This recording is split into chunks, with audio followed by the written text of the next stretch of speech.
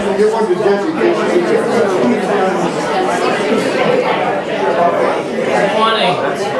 folks. We're just going to wait another minute to see if we can get a few people in here. There's not a lot of empty chairs. Chairs right here. I'm Glenn Fool, and I'm president of the Monson Historical Society.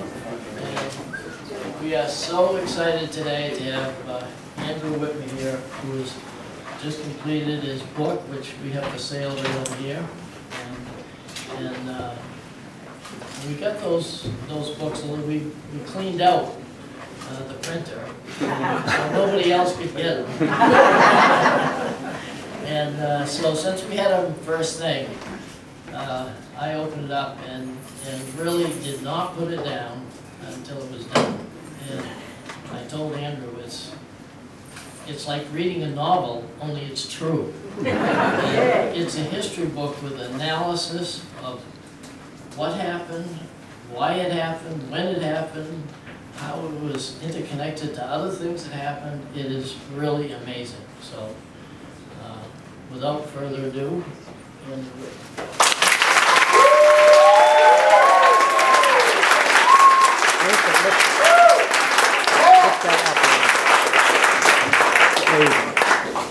This is a win already. It is so good to be here and to see all of you. Many faces I recognize from long, long ago, and some who are new to me. Thank you so much for coming. My family and I are excited to be in Monson to celebrate the bicentennial and to launch this new book on Monson's history. I want to say a few words about how the book came to be, express my gratitude to some of the people who made it possible, and then mention a few of my discoveries. And if anyone has questions or comments, feel free to jump in at any time, or there will be some time at the end where you can do that as well. I'm a Monson boy. I grew up on Center Street. I went to school at Monson Elementary School. And my brothers both went to Monson Elementary School. They're both here with their families from Massachusetts and from Holton, Maine. We played baseball on the field behind the school, and we learned how to swim at the Cove. My twin brother Stephen, who's right here, and I were very competitive as kids. We nearly came to blows a few times on the basketball court up by the school. His GPA at Foxcroft Academy was several tenths of a point higher than mine.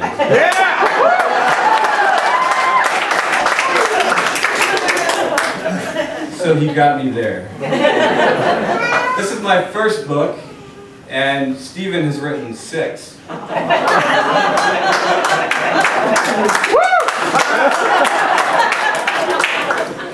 So he got me there. However, all of his books, all 6 of them, are on utterly worthless topics. Things like pastoral ministry and how to understand the Bible. And my book is about Monson. So I think we're even. Quality over quantity. My writing career began at Monson Elementary School when Janie Lander taught me how to write. Is Janie here? Yes. Janie? She also taught me how to read. Thank you.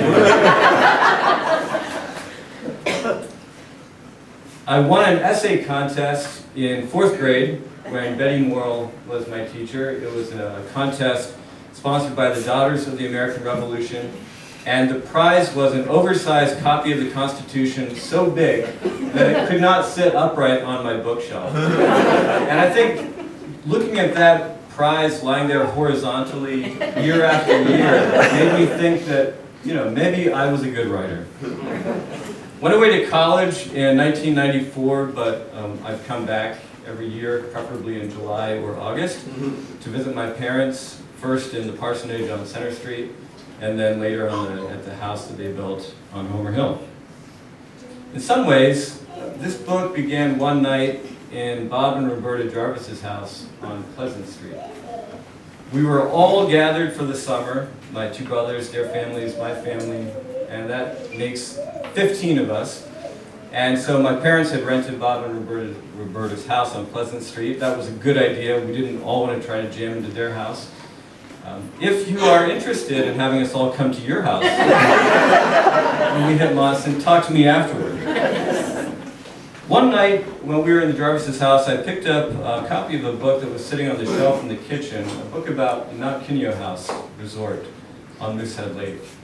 And I started flipping through it, and it raised all kinds of questions in my mind. This grand 19th century hotel. Who was coming? Where were they coming from? What was drawing big city vacationers in the 1800s to make this long trek into central Maine? And what did it take to run a big resort on Moosehead Lake in the 19th century? This history that I was reading about was obviously part of a much larger history. Later I learned that that history involves Teddy Roosevelt, who as a 13-year-old traveled by stagecoach to the Mount Kineo house to take the air, as they said in the 19th century. He had bad lungs, and so he wanted to get some fresh air on Moosehead Lake. He probably, almost certainly came through Monson because the stagecoach route passed through Monson. And in the stagecoach, he got into a fight with two other boys his age and was humiliated. He couldn't fight properly. And so he started, after that traumatic experience passing through Monson on the stagecoach, to take boxing lessons. His first manly pursuit in a lifetime filled with manly pursuits. In May 2017, my father sent me a copy of a Bangor Daily News article about what the Libra Foundation had started doing in Monson. I knew that the bicentennial was approaching, and as I read that article, the wheels began to turn. And in less than a day, I'd started to think about what it might be like to use my training as an historian, I'm a professor of history in Virginia, to write a history of my hometown. Libra's most obvious gifts to Monson have been the renovated buildings, and the new jobs, and the new visitors to town. But I think a less obvious gift has been making many of us take another look at Monson. People who thought they knew Monson already. And I count myself as one of those people. I'm also grateful that Libra generously supported research and publication of this book. So if Libra has caused many people to take another look at Monson, what interested Libra in Monson? I'll come back to that a little bit later. We visited my parents for a week in August 2017. And on the last night of our visit, I attended a talk over on the second floor of the Historical Society organized by Wendy Weiger. It was a talk by Dave Field, an historian of the Appalachian Trail. And Dave talked about how the trail was routed through Monson in the 1930s. I grew up next door to Shaw's, so I have seen and smelled thousands of hikers come through Monson, but I never thought about who made the decisions in the 1930s that brought all of those people to town. It's a great story. It's really a fascinating story. I tell it in the book. And it involves, among other people, a businessman who shipped spruce gum all over the country from his factory on Pleasant Street. It involves a recent college graduate, his son, a Washington, D.C. lawyer, a geologist, and a Broadway actor. So it sounds like the setup to a joke. But actually these guys they went through a rocky patch in their collaboration on the trail in late 1932. So they were not walking into any bars together in late 1932. But again, as I was discovering this history, listening to Dave Field talk about the trail, I was seeing that Monson's history was part of a much larger history, and that by looking carefully at Monson and following all of the trails into and out of this small place, I could engage many of those larger stories. At this talk, I sat next to Don McPherson Allen. Yeah. One of my all-time favorite teachers. She's taught many of us in this room. Also the mother of my childhood best friend, Tom Allen, who's here with his children. Tom Allen figures prominently in lots of stories that I've told about Monson to my children. He's the hero of those stories. Poor Dana. Poor Dana. Many of my favorite stories were us trying unsuccessfully to prank Dana. She was older and smarter than any of us, so it never worked. When Dawn talks, I listen. And Dawn, in that conversation, guided me towards some of the artists who have been so prominent in Monson's history. People like Seth Stewart and Alan Bray, who's also here. People whose stories I found fascinating and whose stories I tell in the book. I also learned a lot from Dawn's excellent articles in the Monson Historical Society newsletter. That's a great newsletter, and if you don't subscribe already, you should. What a great way for the town to continue to tell its history and to share its stories together. I came back to Maine in the summer of 2018, ready to really dig into my research.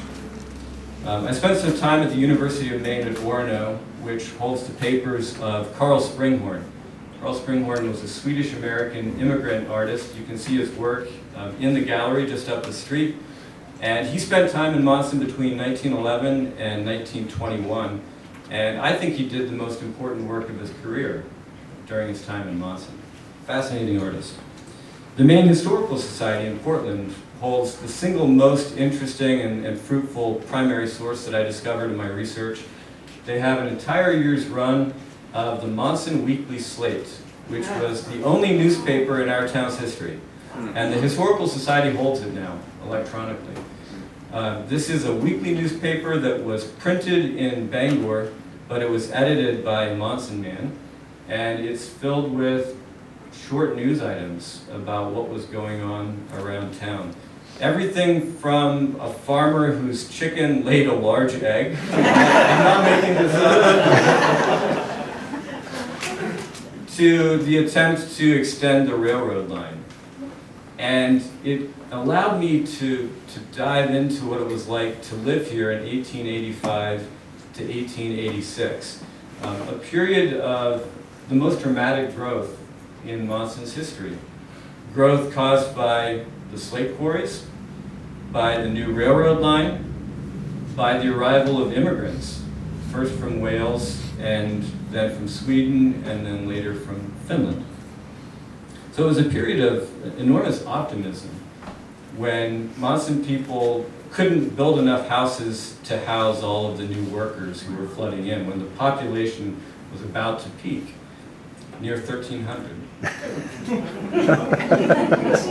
And when some people around town were even talking about the possibility of replacing Dover as the county seat. That's how excited people were about Monson's growth.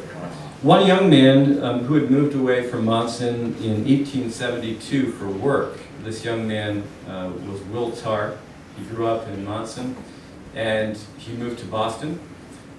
He wrote into the newspaper about what it was like to come to Monson in 1885, 1886, and see all of the new things that were going on around town.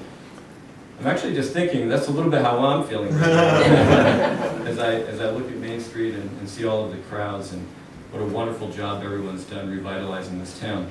And Will Tarr said, if all of this had been going on a decade ago when I moved away from home for work, maybe I and my friends wouldn't have dispersed. Maybe we'd still be here. That summer, 2018, I also interviewed John Wentworth and Alan Bray. I tell their stories in the book, and so grateful to them both for sharing their stories with me. Alan's 1978 painting of P.W. Knight and Sons building was a perfect fit for the front cover. And thank you very much, Alan, for your contributions to the book. By far the most important resource in researching this book was the Monson Historical Society. Hey, can we just give a round of applause for Monson?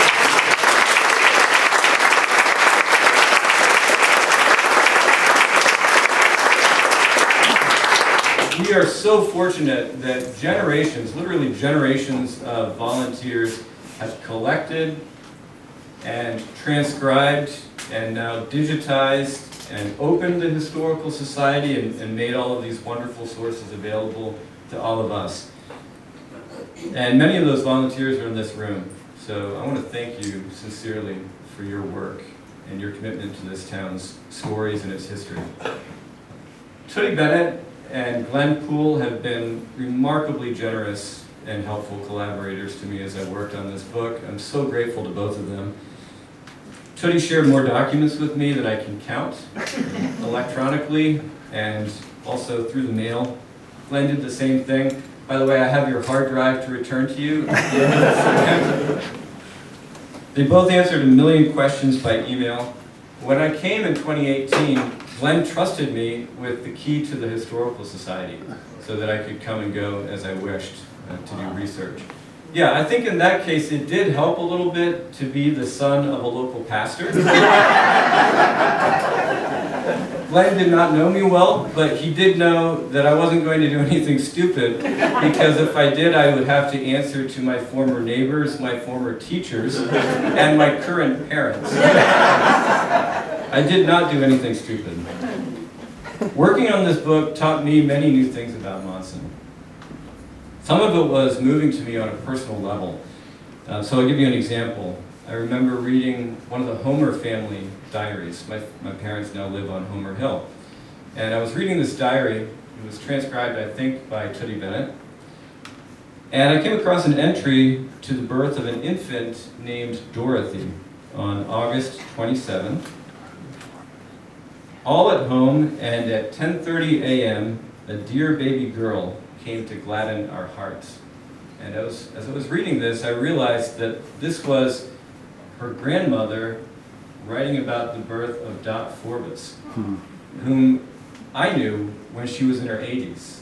And she was a frail, sweet older woman. We would go Christmas caroling up on the hill at Christmas time. And she would welcome us into her very, very hot kitchen, which felt good for the first 5 minutes, and feed us peanut brittle. Some of what I learned. That was homemade peanut brittle. Homemade peanut brittle, and very tasty. Some of what I learned was upsetting, frankly. In the book, I described the settlement of Piscataquis County after 1799. And what this meant for the Penobscot people who owned all of these lands. The Penobscots were able to get a few settlers in Piscataquis County to sign leases. And they got approval to do that from the state. But most settlers didn't bother to pay leases or secure permission. And their arrival in the first decade of the 1800s and the 18-teens, including their arrival in Monson, placed the Penobscots in a very difficult, really impossible position, and led them to sign over almost all of their interior mainlands in 1818. And so I think it's a truth that we must recognize that those who came to central Maine and settled Penobscot or Piscataquis County, including settling Monson, were participating in and profiting from the dispossession of the Penobscot Indians.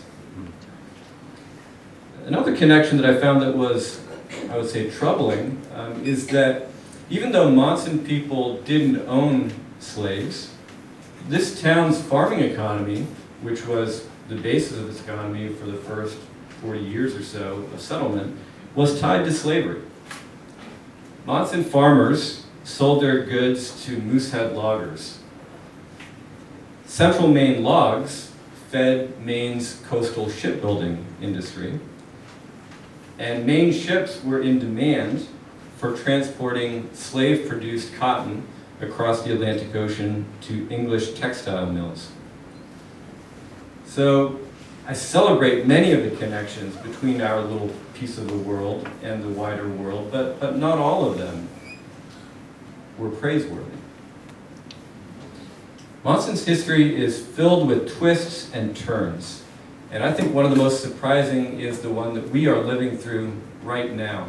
Because who in the world could have guessed that a Silicon Valley fortune would revitalize this community? On one level, Lieber's investment in Monson seems like a stroke of good luck. Just a stroke out of the blue. I mean, how could you have seen it? Of all the small towns in Maine, why did Monson get this lifeline? So one way of describing what's happening is that Monson won the lottery. And that makes some sense. But in the next few minutes, and then I'm going to wrap up my comments and we can have questions or discussion, I'm going to offer a different way of thinking about what's happening to Monson. You really can't take too much credit for winning the lottery. You don't hear about a lot of boastful lottery winners because beyond buying the ticket, you haven't done anything. So that's why I don't think this is a good description of what's happening to Monson. I think it's more accurate to see what's happening as Monson withdrawing from a bank account that townspeople have been depositing into for 200 years. What do I mean? This book tells the story of Monson people who actively, ingeniously, sometimes against great odds, made this town a place and kept it a place. That is not an easy task. And in central Maine, it's never been an easy task. How do you create jobs? How do you persuade young people to stay, or if you're lucky, to move back? How do you forge community ties and identity? I argue in the book that Monson people have almost always done this by creatively developing ties with the wider world, hence the subtitle, Small Town Maine and the World. Links with the world beyond the town. For example, Monson people knew from the very earliest days of settlement that there was slate in Monson. But in the 1870s and the 1880s, they learned how to profit from that slate. They worked with outsiders. They worked with capitalists from Massachusetts who could fund development and new technology in the quarries. They worked with newcomers, first from Wales and then from Sweden and then from Finland, who had expertise in slate quarrying. And they figured out how to drive this industry and make it the backbone of the town's economy. During those same decades, Monson began to successfully market itself as a tourist destination, attracting visitors from Chicago, Boston, many other big cities. Rural immigration also transformed this town. The book tells the story of the Nellie and John Johnson family, who came in the 1880s from Sweden. They lived on Chapin Avenue with their 4 children. John worked in the quarries. They worshipped at the Swedish Methodist Church on Water Street. Their eldest child, named Ida, was the first Swedish young woman to graduate from Monson Academy. Esther, their second child, later married Sam Pennington and became a beloved school teacher and a pillar of the community.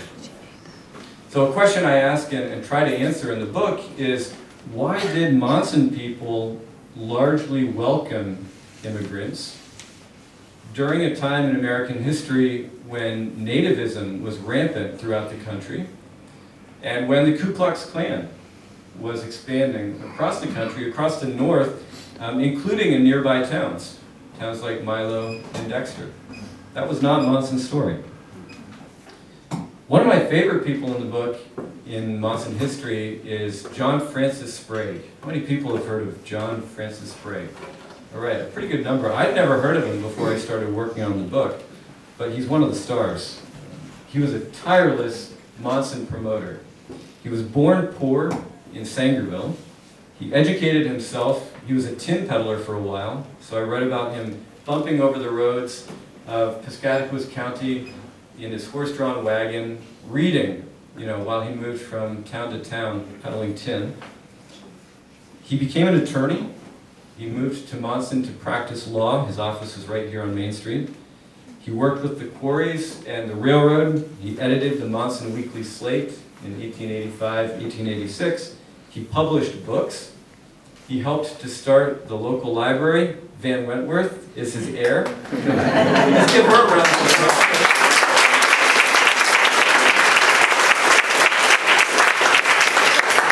Van checked out many books to me as a kid. Thank you, Van, for all of your work with the library. John Francis Sprague led conservation efforts. He was a major booster for Monson's bid to become a tourist destination. He later served in the state legislature. He edited a magazine of Maine history. This guy makes me tired, just thinking about all of the things that he did. He gave a speech at Monson's centennial celebration in 1922. And he used this speech to praise the contributions of immigrants to Monson's history. He was very clear in the speech that he was critical of nativists who were saying immigrants to the United States are a threat to American values and must be kept out or limited. For Sprague, immigrants, and he was basing this in Monson's history, were the solution to the problems of communities, like the problems that Monson had faced with depopulation and the decline of the farming economy. And immigrants had answered all of those challenges. Sprague is one of many Monson people who actively and ingeniously tapped outside resources to create this place. The book is filled with stories about people, including some of the people in this room, who gave this town a particular character by connecting it to the outside world. These people, I think, were making deposits in a bank account. It was 200 years in the making. Why did the Libra Foundation decide to work in Monson rather than some other small community? There are lots of others that could use help. Craig Denikus told me why when I interviewed him for the book, and I'm just going to read one paragraph in which he gives his answer. Why Monson? The Lieber Foundation had begun seeking ways to spark economic recovery in Piscataquis County. Owen Wells and Craig Denikus asked for advice from people they knew in Piscataquis County, and before long the conversation involved both old and new friends with connections to Monson, including the local historian Glenn Poole, business owners John Tatko and John Wentworth, and artists Alan Bray, Gemma Gascoigne, and Todd Watts. As they listened, Wells and Denikus were drawn to Monson's story and character. They learned about agriculture, slate quarrying, furniture manufacturing, and the Appalachian Trail. Todd Watts, who had come from the outside and made this place his home, helped show Wells and Denikus that welcoming even odd-seeming newcomers, not something for which rural Maine is usually known, was part of Monson's personality. Here's a quote. He was describing to us a town that had this international background with the Welsh and the Finns and the Swedes, remember Denikus. And interestingly enough, that international character had continued as Germans and Austrians and Japanese and other people would hike through town. Here, as Todd Watts observed, was a place that had long been comfortable with foreign languages in the air. A community where nobody looked askance at a German hiker wearing white socks and Birkenstocks. It seemed to Wells and Denikus, who had begun looking for ways to build on Monson's continuing history with the arts, that a town capable of embracing Appalachian trail hikers might also tolerate artists. Add the natural beauty of the lakes and forests and mountains, as well as the reliable flow of Moosehead Lake vacation traffic along Main Street, to Denikus, Monson and its surrounding region seems to have, quote, a swirl of potential on all those fronts, a lot of colors that you could put on the canvas. A pretty good place to take a shot at something like what we're doing. So I think that's Craig's answer to why Libra was interested in Monson. Monson had made itself an interesting place. It had made itself into the kind of place that Libra believed that it could build on. really appreciate that Libra renovated many buildings rather than tearing them down and building from scratch. And in the same way, Libra's investment in placemaking was only possible because Monson had already made itself a particular sort of place. We all know that it's not a perfect place. It wasn't 200 years ago. It's not today. Studying the past and seeing how many blind spots people had decades, centuries ago, really forces you to ask what our blind spots are today. But Monson is clearly a place to be proud of, isn't it? It really is. I'm proud of the intelligence and the skill that have made and sustained this town for 200 years. I'm a college professor, and one of my favorite ways to begin a semester is to go around the room and ask students to tell me about the place that they're from. And I teach in Virginia. Many of my students come from Northern Virginia, from suburban Washington, D.C. I'm always surprised when a good percentage of them say, sorry, nothing interesting about my suburban D.C. community. And it makes me grateful that I'm from a place that I can't say that about. This is an interesting place. It's a unique place. It's not isolated from the outside world. It's unique because the people here have brought together outside influences, ties with the outside world in a very particular way. And we are the beneficiaries of 200 years of that work. Those are all of my comments. Thank you very much for being here.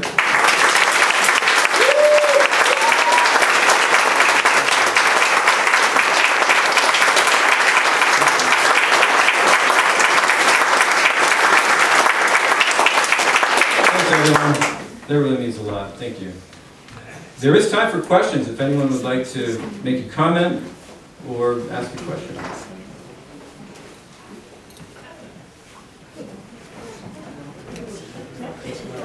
I am a college professor, so I can easily go on.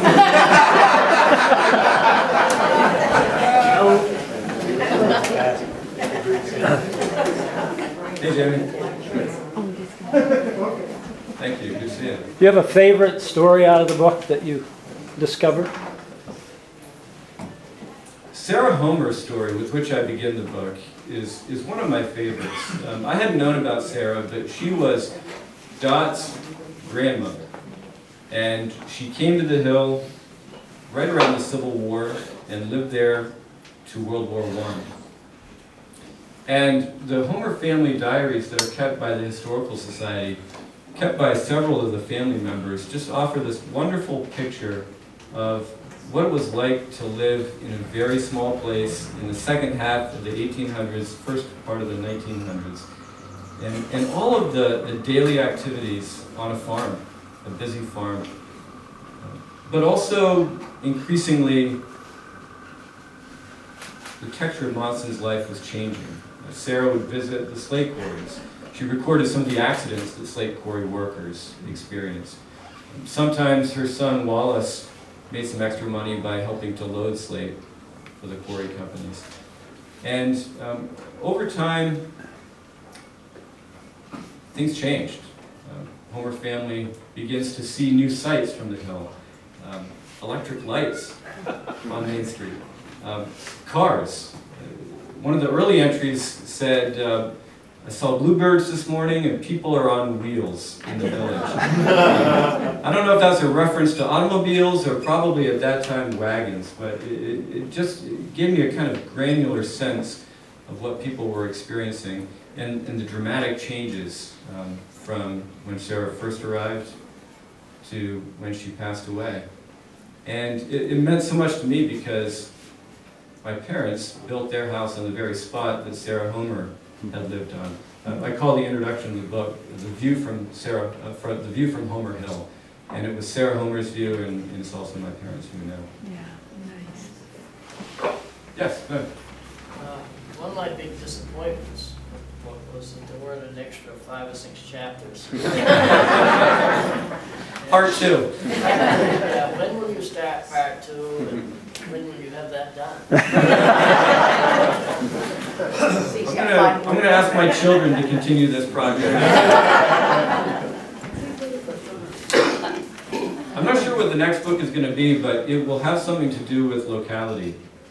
I hadn't studied local places in this way before this book, but it has convinced me of how important the local is in our everyday lives. Even when, you know, the national gets a lot more attention.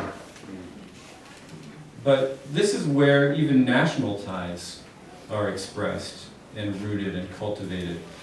So in the book I talk about party differences before the Civil War. The Whig Party and the Democrat Party were growing, and there were contingents in Monson, and they had a lot of bad things to say about each other. But they also came together to celebrate July 4th. And so in spite of that rivalry, they were forging local identity by shaking hands across the political aisle. I'm thinking about a project actually on Abraham Lincoln and his local places and what his relationship was with his community growing up after he left and went away to Washington and never returned. Stephen Witmer. Is Monson, Ask an easy one. is Monson unusual in the number of artists who have been active? Unusual for this region, say, or in Maine? And if so, what has drawn or attracted or cultivated the arts? It's unusual for the quality of the artists. One thing that attracted artists was the Swedish American community. So Carl Springhorn, who came here in 1911, 1921, came and left during that period, was actually brought by the Johnson family. They were family friends from back in Sweden, and he was able to come and reminisce about the old country and speak Swedish. And I love Alan Bray's story.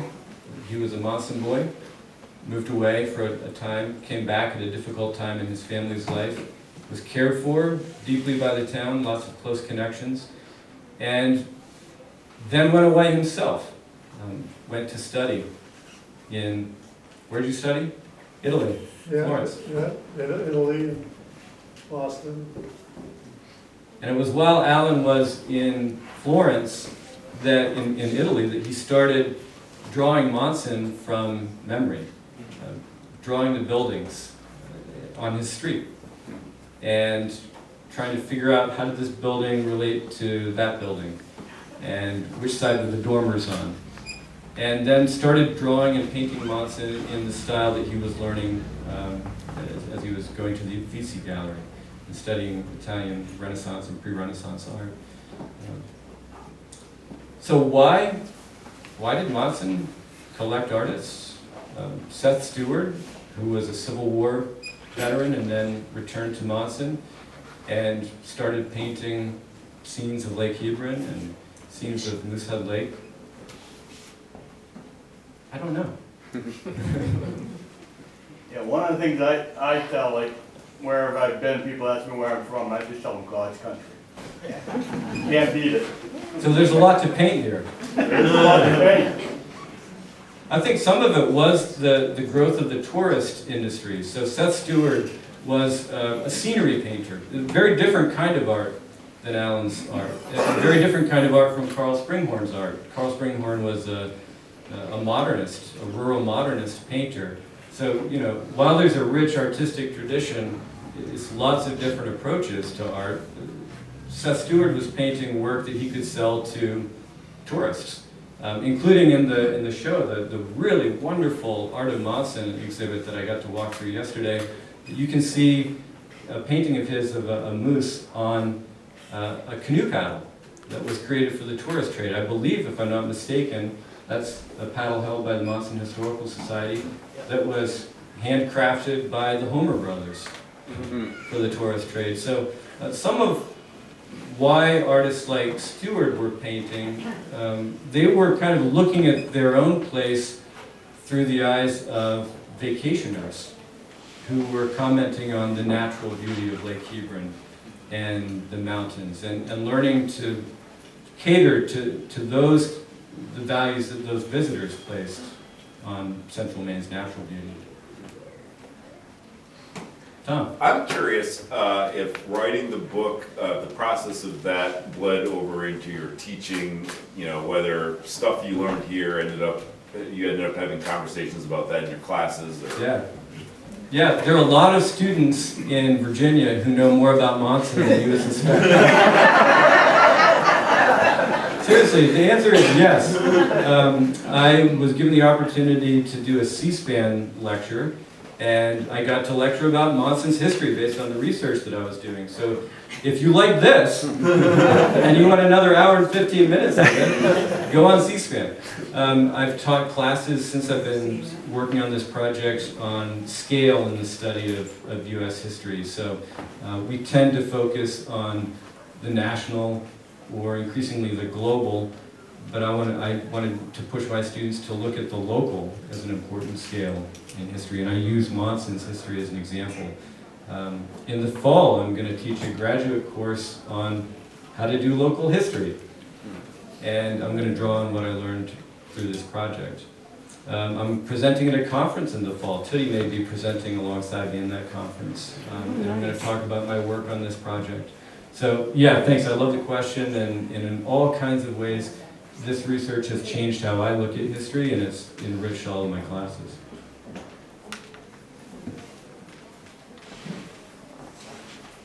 Any other questions or comments? Will this lecture be available for a later viewing? We're filming it, and for a small fee, or donation, yeah, we should be able to provide it.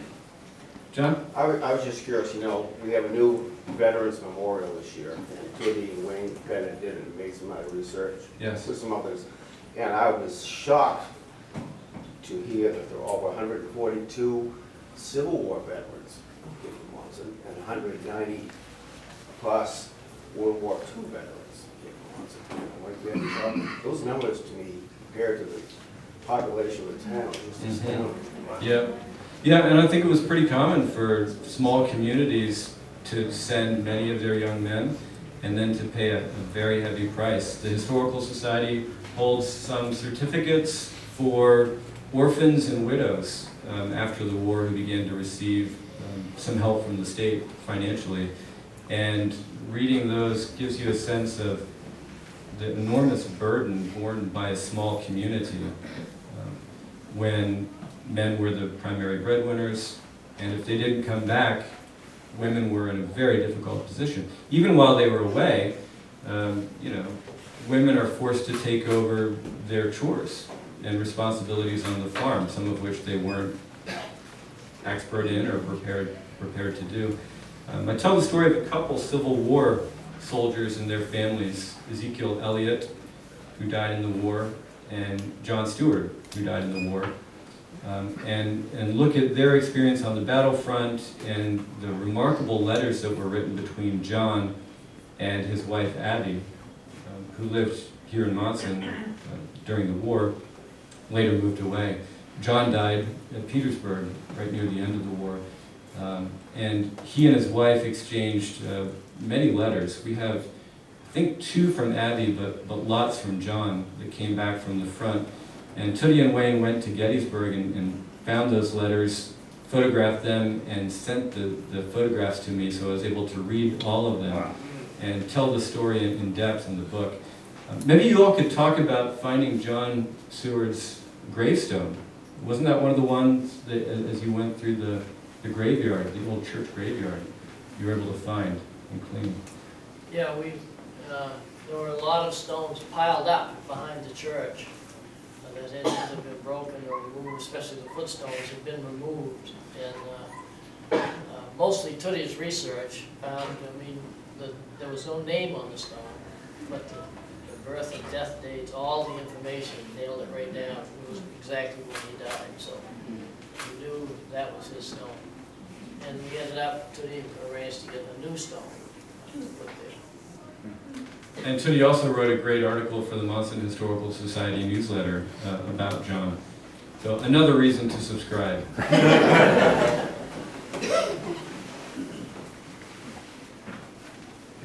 you very much.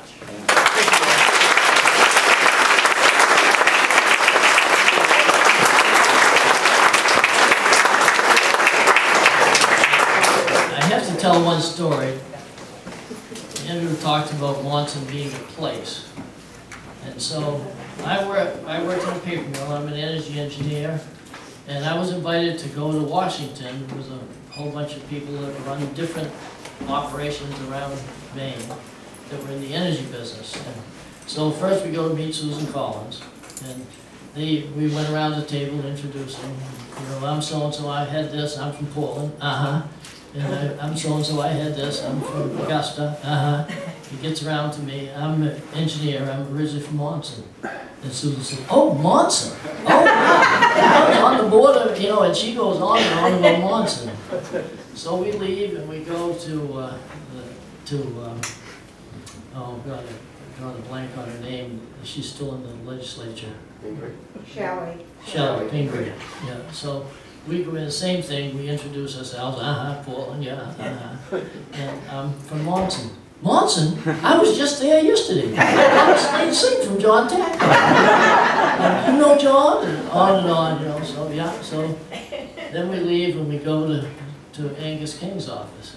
And we don't even get to the introductions. Angus says, oh, how's everything in Monson going?